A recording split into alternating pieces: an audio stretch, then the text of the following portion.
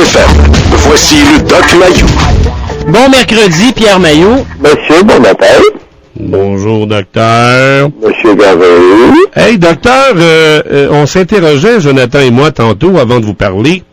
Dans les dernières années, docteur, évidemment, on n'était pas ensemble à ce moment-là, quand c'est arrivé, mais je pense que vous vous êtes assez prononcé de façon virulente dans le dossier Nathalie Simard. À l'effet que, j'en ai parlé à plusieurs reprises, virulente. Virulente, Doc. Écoutez, on sait que vous n'avez pas la langue dans votre poche, oui. Et qu'habituellement vous dites les vraies affaires. Depuis qu'elle a dévoilé au grand jour là, son histoire avec le crosseur à Cloutier, l'avez-vous un peu suivi? Oui, j'ai tout lu ce qui s'est publié, j'ai écouté beaucoup de la télévision là-dessus, ouais. Et récemment, l'avez-vous entendu parler d'elle récemment? Et la semaine dernière, cette dernière déclaration, elle a appuyé une dame aussi qui a porté une plainte contre un vicaire qui l'avait engrossé. Oui, c'est ça. Et il y avait photographie hier dans le journal à ce sujet-là. Là. Oui. Mais c'est pas de ça que je veux vous parler. Je veux vous parler de la une de La Semaine, le journal, le magazine La Semaine, édition de cette semaine. Bonne semaine. Ouais, c'est le gars avec des grosses barniques noires, là. Oui. Bon, c'est ça, Claude J. Charon. Oui. À la une, c'est écrit Nathalie Simard, dernière heure, Nathalie Simard, séparation. OK?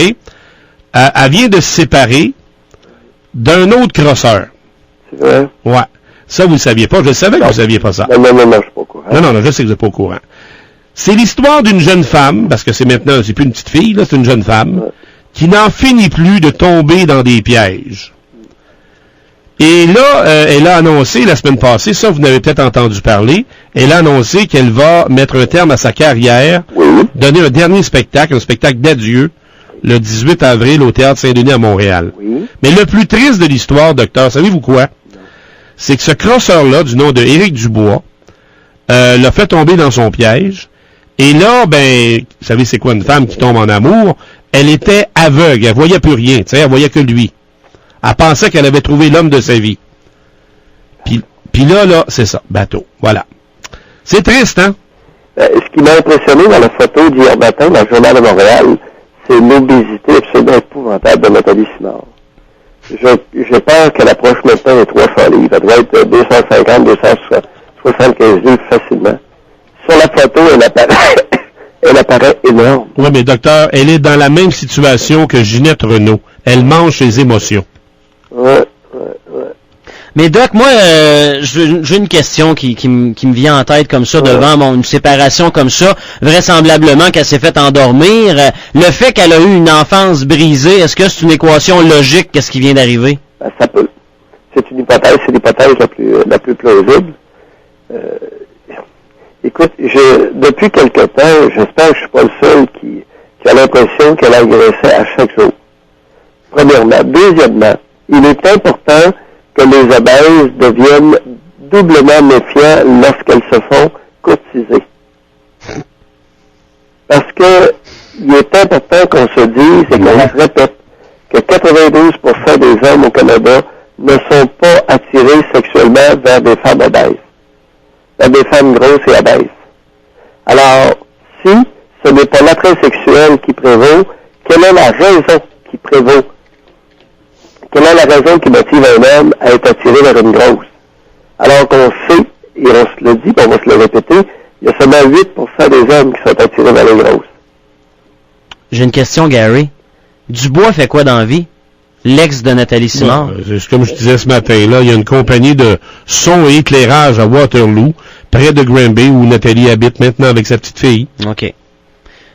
Fait que lui, dans le fond, ce qu'il a voulu, c'est possiblement, si on lit entre les lignes, Doc, il a voulu profiter de ce qui se passait avec Nathalie Simard pour faire un petit peu de cash avec ça. Peut-être est-il intéressé sexuellement, fait-il partie du 8% des hommes attirés sexuellement vers des grosses, mais s'il ne fait pas partie de ce 8%-là, qu'est-ce qu'il faisait dans l'intimité avec cette femme-là? Et on est obligé de se poser la question.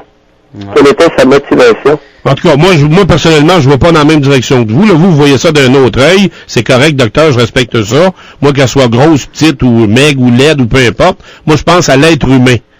Nathalie Simard. C'est un être humain, docteur. Oui. Et moi, là, ce qu'elle a vécu, l'enfer qu'elle a vécu depuis l'âge de 4 ans, c'est à 4 ans, quand vous pensez que René, Guy Cloutier l'a ramassé à 4 ans, docteur. C'était écœurant, c'ti. Puis ce gars-là, il est libre comme l'air. On lui a pas coupé les couilles, lui. Ouais. Ouais. Non, ça veut dire, tu parles de l'abuseur, celui qui serait responsable d'une partie de sa souffrance intérieure. Ben oui, c'est sûr que il y a eu le beau rôle. C'est ça. Il y a eu le beau rôle, et dans la société dans laquelle nous vivons, qui pardonne très facilement, qui tolère l'intolérable, ben là, on se ramasse avec des situations comme ça, où t'as une personne qui souffre énormément, puis l'autre qui lui a causé, en grande partie, cette souffrance-là. Elle avait déclaré dans les médias, à un moment donné, docteur, quand elle a fait sa tournée médiatique, rappelez-vous, quand elle a tout dévoilé, puis après ça, il y a eu le livre et la controverse et tout ça, Paul Arcand, etc., etc. Je pourrais même vous parler de Paul Arcand, mais ça, je veux pas m'embarquer là-dessus. Je sais que Paul, c'est un de vos chums, mais en tout cas... Non, écoute, on est dans une société où il y a... Non, mais c'est parce que je veux pas... Ouais, mais je veux pas nécessairement associer Paul à cette histoire-là, là, dans un sens. Paul a droit à sa vie privée, lui aussi, puis moi également, puis en tout cas. Tout ça pour vous dire, docteur, qu'elle avait déclaré, Nathalie, à un moment donné, oui. Ça vous a peut-être échappé, ça aussi, puis c'est pas un reproche que je vous fais, mais elle avait déclaré qu'après qu'elle avait tenté de tourner la page avec Cloutier, qu'elle cherchait l'amour, elle voulait connaître c'était quoi l'amour, comprenez-vous? Oui. Et quand une artiste aussi connue, aussi reconnue que Nathalie Simard déclare ça, ben des crosseurs comme Éric Dubois de Waterloo près de Grimby, ça sort des bois comme un loup sur une victime. Et c'est ce qu'il a fait avec. Ouais, faudrait voir comment ils ont noué. T'as un bon point, c'est intéressant, cette affaire-là. Ouais, j'aimerais ça, docteur. C'est intéressant parce que, Gary, les femmes très connues, oui. Est-ce que tu savais que les femmes très connues, très en vue, sont très peu courtisées? OK. Voulez-vous que je vous la conte l'histoire vite, mais vous la contez, moi, l'histoire. À l'époque, le couple vivait ensemble depuis plus d'1 an, OK? Et une journaliste de la semaine, Nathalie Slate, avait rencontré Nathalie, OK? Oui. Et elle a demandé à Nathalie, tu l'as rencontré où, ce gars-là, ton nouveau chum? Oui. Éric Dubois. Elle a dit à Nathalie Slate, elle a dit à la journaliste, elle a dit qu'elle l'avait rencontré, cet homme d'affaires spécialisé dans le domaine du son et de l'éclairage, au moment où elle préparait un événement équestre pour sa fondation, la fondation Nathalie Simard. Oui. Et elle souhaitait organiser une méga discothèque, OK? Oui. Elle a approché la compagnie de son et lumière de M. Dubois, oui. Et ce dernier a immédiatement accepté de commanditer gratis l'événement. Comprenez-vous? Oui. Il a dit, Nathalie, je te fais ça gratis, toi, chérie. Mm-hmm. Alors, c'est aussi lui, évidemment, qui a fait la discothèque le soir même, l'animation et tout ça. Et on dit que petit à petit, ils se sont revus, et c'est ainsi que Dubois, le crosseur, est entré dans la vie de Nathalie Simard. Et par la suite, il s'est impliqué dans la carrière de Nathalie, et c'est lui qui avait organisé la dernière tournée de spectacle qui a été annulée la semaine passée. Voilà l'histoire. Il a vu une occasion d'affaires, devenir son impresario, devenir son producteur. J'imagine que c'est ça, là, tu fais allusion à ça. Ben oui.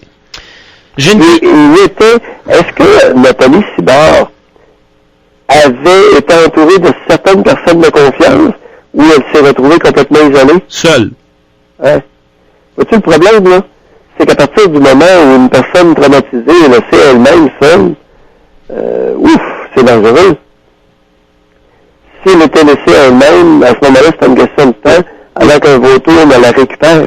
Vas-y, Joe. Ben, la question que j'avais, vous venez un peu d'y répondre, Pierre, c'est, je voulais demander, et je pense que je vous l'ai déjà posé cette question-là.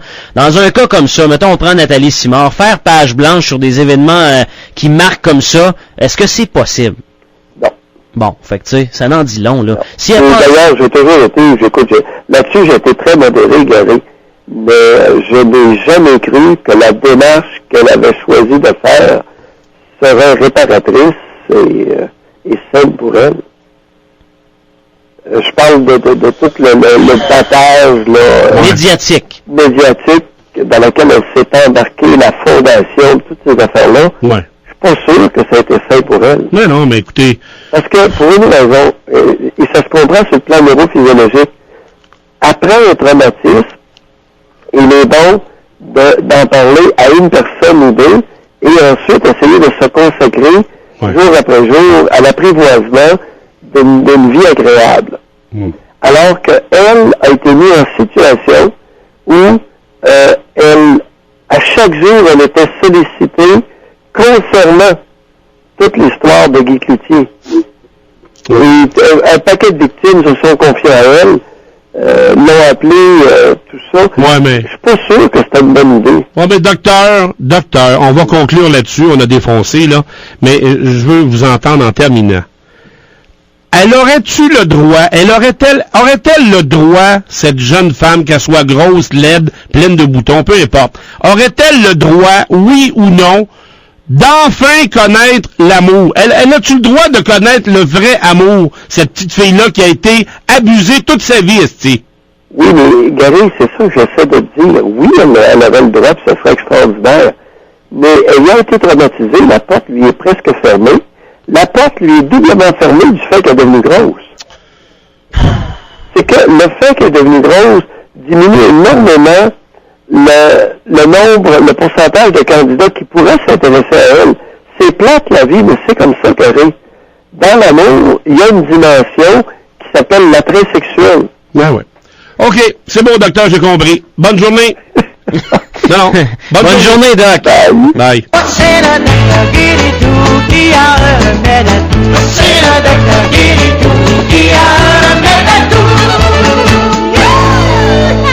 Le Doc Mayou. Du lundi au vendredi à 8h05 et 17h45. À GoFM. Latitude Rock. Le commentaire du Doc Mayou, une présentation de